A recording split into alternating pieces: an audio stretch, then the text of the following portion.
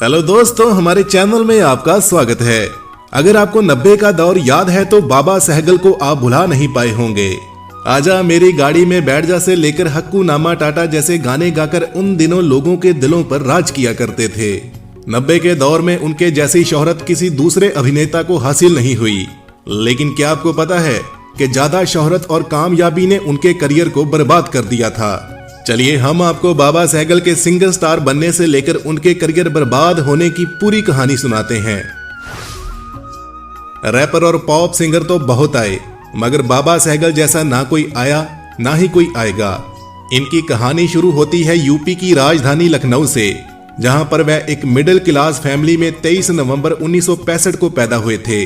पिता सरकारी नौकरी करते थे और बाबा सहगल यानी कि हरजीत सिंह सहगल को सरकारी ऑफिसर बनाना चाहते थे।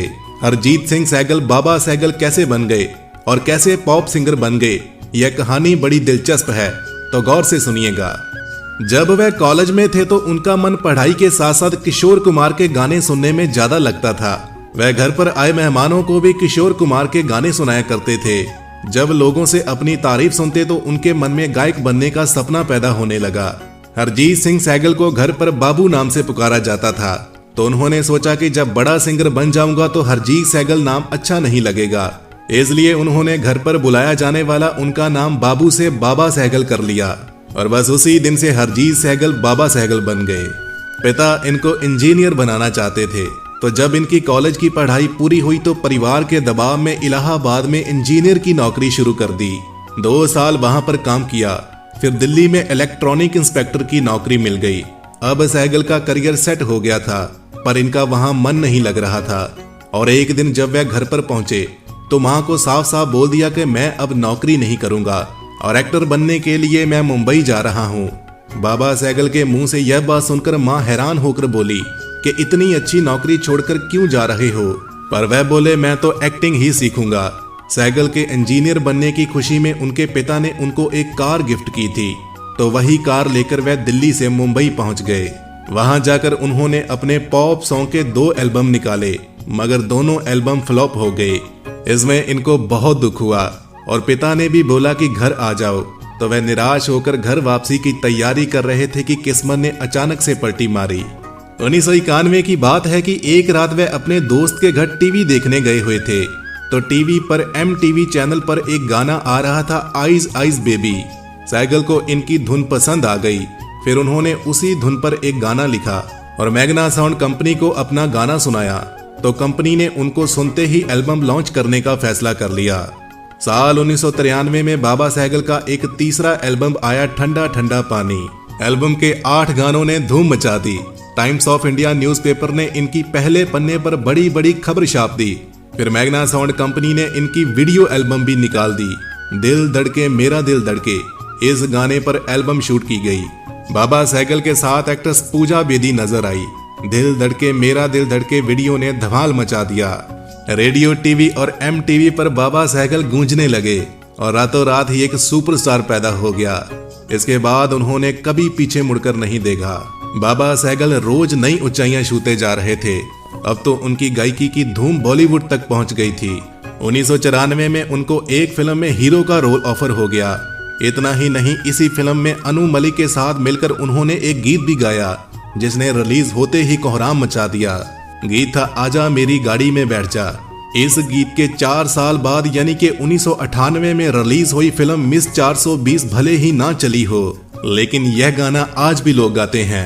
अब तो बॉलीवुड के गायकों को भी बाबा सहगल के रूप में एक बड़ा खतरा नजर आने लगा, क्योंकि बाबा सहगल दूसरे गायकों पर भारी पड़ने लगे थे। मगर दोस्तों, ज्यादा कामयाबी ही इनकी दुश्मन बन गई, जिसने इनको बर्बाद कर दिया। 1997 की बात है कि जब हर तरफ बाबा सहगल का नाम गूंज रहा था, मगर वह दौर मुंबई के अंडरवर्ल्ड का था। उनकी शोहरत और कामयाबी का अंडरवर्ल्ड को पता चल गया तो उनको बड़े माफिया के फोन आने लगे और उनको वसूली की धमकियां मिलने लगी। पहले तो वह इन धमकियों को नजरअंदाज करते रहे, लेकिन 12 अगस्त 1997 को खबर आई कि गुलशन कुमार का मर्डर हो गया है। इस दहशत के माहौल में बाबा सहगल को भी मर्डर की धमकी दी जा रही थी। गुलशन के मर्डर कांड से डरकर उन्होंने देश छोड़ने का फैसला कर लिया, तो वह जान बचाने के लिए सिंगापुर भाग गए और वहां अपना कमाया हुआ पैसा निवेश कर दिया। मुंबई में भी भारी लोन पर एक बड़ी प्रॉपर्टी ली थी, मगर बदकिस्मती ने साथ नहीं छोड़ा। सिंगापुर में उनका काम नहीं चला, निवेश में लगाए पैसे भी डूब गए और उनको वसूली के फोन आने लगे। पूरी तरह से बर्बाद हो चुके बाबा सहगल को सिंगापुर छोड़कर वापिस आना पड़ा। यहाँ आकर काम तलाशने लगे तो एक दिन किस्मत ने उनका दोबारा से साथ दिया कि एक बार वह हैदराबाद के एयरपोर्ट पर बैठे हुए थे तो तभी फेमस टीवी चिरंजीवी वहां से गुजरते तो उन्होंने उनको पहचान लिया। जब उन्होंने बाबा से उदासी की वजह पूछी तो बाबा सहगल ने पूरा हाल बताया। तो अगले ही दिन चिरंजीवी ने उनको फोन किया और अपनी तेलुगु फिल्म रिक्शा वोडू में गाना दे दिया। यह गीत था रूप तेरा मस्ताना। यह गाना हिट हो गया और तेलुगु फिल्म के दरवाजे बाबा सहगल के लिए खुल गए।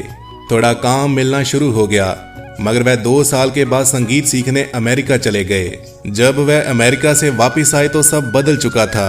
कोई काम नहीं दे रहा था क्योंकि सब उनको भुला चुके थे। फिर बिग बॉस में नजर आए और साउथ फिल्मों में छोटे मोटे रोल मिलने लगे, मगर अंडरवर्ल्ड की वजह से उनका करियर पूरी तरह से बर्बाद हो चुका था। बची खुची उम्मीद अमेरिका जाने के फैसले ने खत्म कर दी और भारत का पहला रैपर गुमनाम हो गया। वैसे इनकी निजी जिंदगी भी कुछ ज्यादा अच्छी नहीं रही। इन्होंने अंजू नाम की लड़की से शादी कर ली थी और उनका एक बेटा भी है तनवीर। बाबा सहगल और इनकी वाइफ के रिश्ते अच्छे नहीं थे। साल 2009 में एक सीरियल की शूटिंग के दौरान इनका कई साल छोटी असीमा कालरा नाम की लड़की से अफेयर हो गया। असीमा के प्यार में उन्होंने अंजू को तलाक दे दिया और असीमा के साथ लिविंग में रहने लगे। इन दिनों बाबा सहगल मुंबई में ही गुमनामी की जिंदगी जी रहे हैं और यूट्यूब पर गाने गाया करते हैं। दोस्तों, आपको बाबा सहगल कैसे लगते थे और उनका कौन सा गीत आपको आज भी याद है? हमें कमेंट में लिखकर जरूर बताइएगा। ऐसी ही स्टोरीज जानने के लिए हमारे चैनल को सब्सक्राइब कर लीजिए।